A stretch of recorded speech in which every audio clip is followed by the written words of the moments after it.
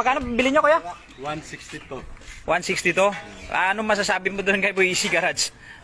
Scammer yan. Ito po. Kailan nyo na nabili to, kuya? October 9. Kanino na po binili yan? Boy Easy Garage.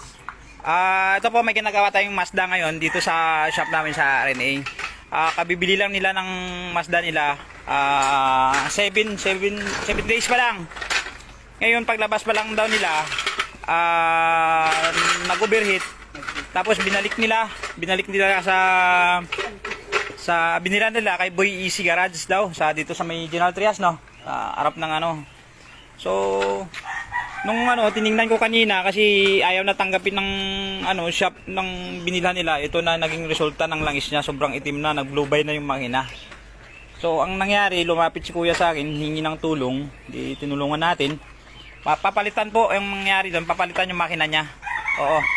So, hindi naman makatarungan yon. Binili nila 7 days pa lang, tapos sabihin wala nang warranty. Magkano bili nyo, kuya? 162. 162? Ano masasabi mo doon kay Boy Easy Garage? Scammer yan. Scammer siya. Kaya kung gusto nyo bumili doon, huwag na kayo bumili. Oo, yun. Ito mangyayari sa inyo.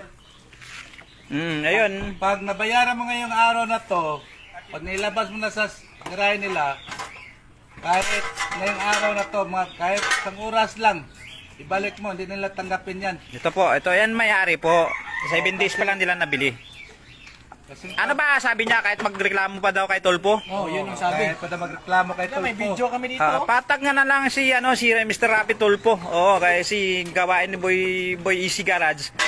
Dami nagreklamo diyan na kapag binibili daw yung kotse, wala na daw warranty. Ito 7 days pa lang to, ayaw ipapalitan makina, blue buy. 1 day pa nga lang din. Mas ayaw na pa. Isang araw pa lang nung paglabas o nag-overheat na, binabalik nila. 30 minutes lang yan. Ayaw na tanggapin.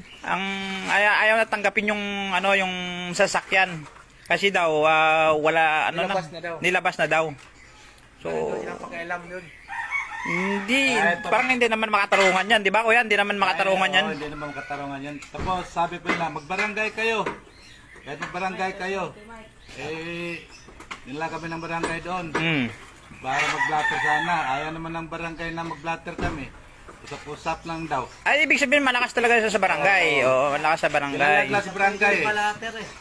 Dahil sa vlogger siya.